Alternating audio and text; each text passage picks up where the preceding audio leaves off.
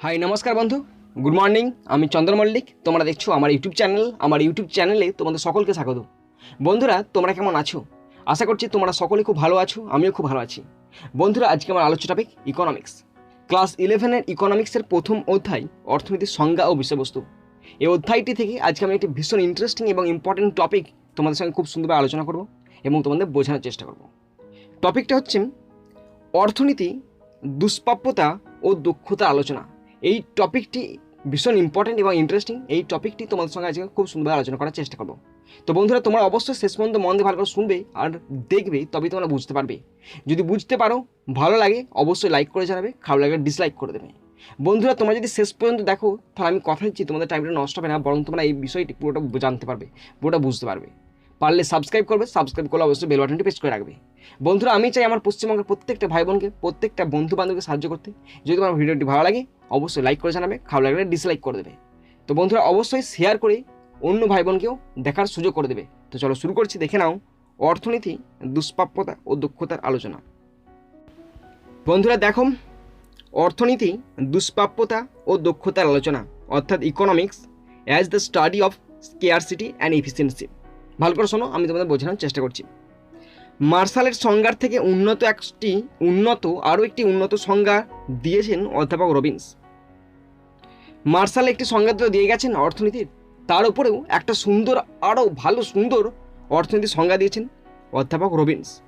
1931 খ্রিস্টাব্দে তার প্রকাশিত বিখ্যাত বই nature and significance of economic science এর মধ্যে অধ্যাপক রবিন্স 1931 সালে তার একটি বই প্রকাশিত হয়। সে বইটির নাম nature and significance of economic science. এর মধ্যে তিনি একটি সংজ্ঞা দিয়েছেন অর্থনীতির। সংজ্ঞাটা কি বলেছেন? রবিন্সের মতে অর্থনীতি এমন একটি বিজ্ঞান যার কাজ বিভিন্ন ব্যবহারে আছে। এরকম সীমাবদ্ধ উপকরণকে কিভাবে অসংখ্য উদ্দেশ্য সিদ্ধির কাজে লাগানো যায় তা নিয়ে আলোচনা করা। তো রবিন্স কি বলে গেছেন?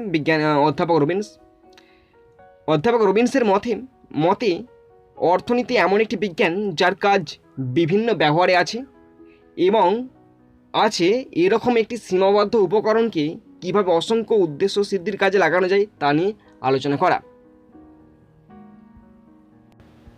অধ্যাপক রবিন্সের এই যে অর্থনীতির সংজ্ঞাটা তিনি দিয়েছেন, এই সংজ্ঞাটা তিনি তিনটি বিষয়ের ওপর, তিনটি বাস্তব সত্যের ওপর ভিত্তি করে দিয়েছেন।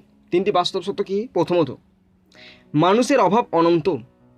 একটি অভাব মিটে গেলে অন্য অভাব দেখা দেয়। সমস্ত অভাব কোনো দিনই মেটে না, তবে বিভিন্ন অভাবের তীব্রতা বিভিন্ন। সেজন্য কোনো অভাবকে আগে মেটাতে হয়, কোনটি পরে মেটালেও চলে, সেটিকে মানুষকে ভেবে নিতে হয়। তো এখানে প্রথমে তিনি বলেছেন মানুষের অভাব অনন্ত, তবে একটা অভাব আছে, সেই অভাবটাকে মেটালে একটা অন্য অভাব চলে আসে। সুতরাং অভাবের শেষ নাই, তাই বলা হয়েছে অভাব অনন্ত। তাই মানুষকে বুঝে নিতে হবে কোন অভাবটা মেটালে তা আগে সমস্যা মিটবে, সেটা তাদেরকে বুঝে নিতে হবে। দ্বিতীয়ত, উপকরণ সীমিত। উপকরণ বলতে এখানে প্রাকৃতিক উপকরণ, মনুষ্য সৃষ্ট মূলধনী দ্রব্য ও ভোগ্যদ্রব্য, মানুষের জীবদশায় প্রাপ্ত সময় প্রভৃতিকে বোঝানো হয়েছে। এই সীমিত উপকরণ দিয়ে সমস্ত অভাব মেটানো সম্ভব নয়। সেই জন্য মানুষকে ঠিক করতে হবে কোনটি জরুরি, কোন অভাবটি আগে মেটানো দরকার, কোনটি পরে মেটানো দরকার। একদম একই আছে, খুব সুন্দর আছে। উপকরণ সীমিত। উপকরণ বলতে এখানে প্রাকৃতিক উপকরণ, মনুষ্যসৃষ্ট মূলধনী দ্রব্য ও ভোগ্যদ্রব্য, মানুষের জীবদশায় প্রাপ্ত সময় প্রভৃতিকে বোঝানো হয়েছে। এই সীমিত উপকরণ দিয়ে সমস্ত অভাব মেটানো সম্ভব নয়। সেজন্য মানুষকে ঠিক করে নিতে হবে কোনটা জরুরি, কোন অভাবটা আগে মেটানো দরকার, কোনটি পরে মেটানো দরকার। বন্ধুরা দেখো, তৃতীয় পয়েন্টে বলা আছে সীমিত উপকরণের বিকল্প ব্যবহার আছে। সীমিত উপকরণের বিকল্প ব্যবহার আছে। উপকরণকে একটি কাজে ব্যবহার করলেই আর অন্য কাজে পাওয়া যায় না। সেই জন্য স্থির করতে হয় উপকরণকে কোন কাজে লাগালে তা সর্বোত্তম হবে। অধ্যাপক রবিন্সের মতে মানুষ কিভাবে সীমাবদ্ধ উপকরণ দিয়ে অনন্ত অভাব মেটানোর চেষ্টা করে তা আলোচনা করাই অর্থনীতির কাজ। এবং অর্থনীতি একটি বিজ্ঞান, কারণ এ সম্পর্কে বিশেষ জ্ঞান দান করে থাকে এই শাস্ত্র। অধ্যাপক রবিন্সের মতে মানুষ কিভাবে সীমাবদ্ধ উপকরণ দিয়ে অনন্ত অভাব মেটানোর চেষ্টা করে তা আলোচনা করায় অর্থনীতির কাজ। এবং অর্থনীতি একটি বিজ্ঞান, কারণ এ সম্পর্কে বিশেষ জ্ঞান দান করে এই শাস্ত্র। যখনই সীমিত উপকরণ দিয়ে অভাব মেটানোর চেষ্টা করা হয় তখনই পছন্দ করার বা বেছে নেওয়ার সমস্যা দেখা দেয়। যখনই সীমিত উপকরণ দিয়ে অভাব মেটানোর চেষ্টা করা হয় না, আর তখনই পছন্দ করার বা বেছে নেওয়ার একটা সমস্যা দেখা দেয়। কিভাবে বেছে নেওয়া যায় সেই সম্পর্কে বিশদ জ্ঞান অর্থনীতি স্বাস্থ্য দিয়ে থাকে। আর এই যে কিভাবে আমরা বেছে নেব কোনো উপাদান বা কোনো উপকরণ, সেই সম্পর্কে বিশদ জ্ঞান দেয় অর্থনীতি। অধ্যাপক রবিনসের এই সংজ্ঞাটিও সম্পূর্ণরূপে কিন্তু ত্রুটিমুক্ত নয়। রবিনসের মতে অর্থনীতি একটি মানবিক বিজ্ঞান, সমাজবিজ্ঞান নয়। অর্থনীতি একটি মানবিক বিজ্ঞান, সমাজবিজ্ঞান নয়। কিভাবে মানুষ সীমাবদ্ধ উপকরণকে বিভিন্ন অভাব পূরণের জন্য ব্যবহার করে তাই অর্থনীতি আলোচ্য বিষয়। অর্থনীতি আলোচ্য বিষয় কি? কীভাবে মানুষ সীমাবদ্ধ উপকরণকে অভাব পূরণের জন্য ব্যবহার করে, সেটা হচ্ছে অর্থনীতি আলোচ্য বিষয়। এই মানুষ সমাজবদ্ধ মানুষ অথবা সমাজ বিচ্ছিন্ন মানুষ হতে পারে। আর এই মানুষ কি, মানুষের প্রকার বলা আছে, মানুষ সমাজবদ্ধ হতে পারে বা সমাজ বিচ্ছিন্ন বা সমাজ বহির্ভূত মানুষও হতে পারে। কাজেই রবিনসের সংজ্ঞায় অর্থনীতির সামাজিক দিকটিকে উপেক্ষা করা হয়েছে। রবিনসের সংজ্ঞায় অর্থনীতির সামাজিক দিকটিকে উপেক্ষা করা হয়েছে।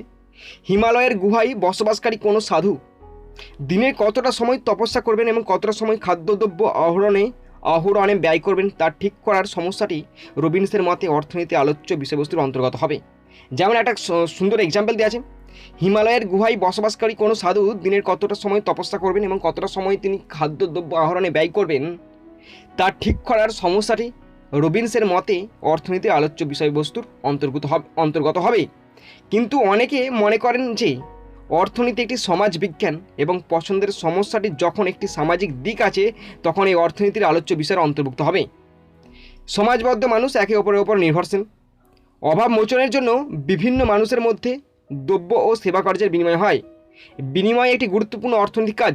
রবিনসের সংজ্ঞায় বিনিময়ের সমস্যাকে সম্পূর্ণরূপে উপেক্ষা করা হয়েছে। অধ্যাপক স্যামুয়েল সনের মতে সমাজ কিভাবে দুষ্প্রাপ্য উপকরণ, মূল্যবান দ্রব্য সামগ্রী তৈরি করতে ব্যবহার করে এবং ওই দ্রব্য সামগ্রী জনসাধারণের মধ্যে বন্টন করে তা নিয়ে আলোচনা করে যে শাস্ত্র তাই অর্থনীতি। অর্থনীতি কী বলেছেন অধ্যাপক স্যামুয়েল সনের মতে? অর্থনীতি হলো সেইটা যে সমাজ কিভাবে দুষ্প্রাপ্য উপকরণ মূল্যবান দ্রব্য সামগ্রী তৈরি করতে ব্যবহার করে এবং ওই দ্রব্য সামগ্রী জনসাধারণের মধ্যে বন্টন কিভাবে করা হবে তা নিয়ে আলোচনা করে যে শাস্ত্র, সেটা হচ্ছে অর্থনীতি। এই সংজ্ঞাটির পেছনে দুটি ধারণা আছে, একটি হচ্ছে দুষ্প্রাপ্যতা এবং দক্ষতা। একটি হচ্ছে দুষ্প্রাপ্যতা ও দক্ষতা। তো দেখো শুরু করছি। প্রথমে দুষ্প্রাপ্যতার ধারণাটি গ্রহণ করা হলো। যদি উপকরণের দুষ্প্রাপ্যতা না থাকতো তাহলে প্রতি দ্রব্যই যত খুশি উৎপাদন করা যেত। আর আমাদের প্রথমে এই সংজ্ঞাটার দুষ্প্রাপ্যতার একটি অংশ দুষ্প্রাপ্যতাটা ধরা আছে। বলা আছে যদি উপকরণের দুষ্প্রাপ্যতা না থাকতো তাহলে যে কোনো দ্রব্য যত খুশি উৎপাদন করা যেত। সেক্ষেত্রে সব দ্রব্যই হতো সমুদ্রের জল বা মরুভূমির বালির মতো অবাধলভ্য। সেক্ষেত্রে সেই দ্রব্যটায় ধরো একটা দ্রব্য প্রচুর পরিমাণে উৎপাদন হচ্ছে, তখন সেই দ্রব্যের যে অ্যাভেলেবেল সেটা সবসময় পাওয়া যেত এবং সেটা প্রত্যেক মানুষের কাছে অ্যাভেলেবেল হয়ে যেত। কোনো দ্রব্যই বাজারে কেনা বেচা হতো না। আর তখন কোনো দ্রব্যই বাজারে কেনা বেচা হতো না, কেননা তখন তো প্রত্যেকটা দ্রব্যই মানুষের হাতে চলে আসতো, কোনো দ্রব্যের দাম থাকতো না। আর তখন দাম কী করে হবে? যদি অ্যাভেলেবেল হয় জিনিসের দাম থাকে, তখন অর্থনীতি শাস্ত্রের কোনো প্রয়োজনীয়তা থাকতো না। কিন্তু কোনো দেশেই এই কল্পরাজ্যে উপনীত হতে পারেনি। কিন্তু এই ধরনের যে আমরা ভাবছি যে হয়তো একটা দ্রব্য ভীষণ পরিমাণে প্রোডাক্ট হয়ে গেল একদম সমুদ্রের জল বা মরুভূমির বালির মতো, সেরকম কিন্তু একটা কল্পনা, শুধুমাত্র আমাদের কল্পনা, এটা কল্পনার ধারণা, কিন্তু কখনো এটা বাস্তবে উপনীত হতে পারে না। উন্নত দেশগুলোতেও দেখা যায় সকল মানুষের সকল অভাব মেটানোর মতো দ্রব্য সামগ্রী উৎপাদন করা সম্ভব নয়। আমাদের মতো উন্নতশীল যারা উন্নত করছে, কিন্তু এছাড়াও ভীষণ উন্নত দেশগুলোতেও দেখা যায় যে সেখানের নাগরিকদের সকল অভাব অভিযোগ মেটানো সম্ভব নয়।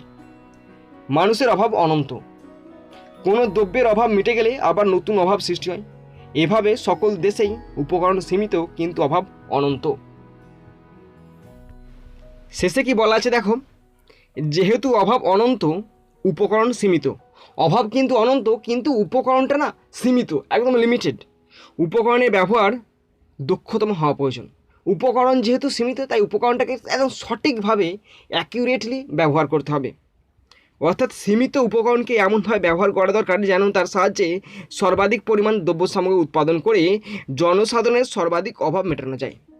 উপকরণ যেহেতু সীমিত, তাই উপকরণটাকে এমনভাবে ব্যবহার করে সেইটা থেকে সর্বাধিক পরিমাণ যেন দ্রব্য উৎপাদন করা যায় এবং সেই দ্রব্যের সাহায্যে প্রত্যেক মানুষের যেন অভাব মোচন করা যায়। দক্ষতম উৎপাদন তখনই সম্ভব যখন একজনের অর্থনৈতিক কল্যাণ না কমিয়ে অন্যজনের অর্থনৈতিক কল্যাণ বাড়ানো সম্ভব নয়। দক্ষতম উপাদান তখনই সম্ভব যখন একজনের অর্থনৈতিক কল্যাণ না কমিয়ে অন্যজনের অর্থনৈতিক কল্যাণ বাড়ানো সম্ভব নয়। দুষ্প্রাপ্যতার বাস্তব অবস্থাকে স্বীকার করে নিয়ে কীভাবে সীমাবদ্ধ উপকরণকে সর্বোত্তমভাবে ব্যবহার করা যায় তা নিয়ে আলোচনা করা হলো অর্থনীতির কাজ। তো বন্ধুরা, তোমরা যারা শেষ পর্যন্ত দেখলে তাদের কাছে আমার অসংখ্য ধন্যবাদ। তো বন্ধুরা, তোমরা যদি বুঝতে না পারো আর একবারটি শুনে নাও, তোমরা নিশ্চয়ই বুঝতে পারবে। তো বন্ধুরা, এখানেই শেষ করলাম ভিডিওটি। সুন্দর থাকবে, সুস্থ থাকবে, টেক কেয়ার, থ্যাংক ইউ, জয় হিন্দ, বন্দে মাতারাম।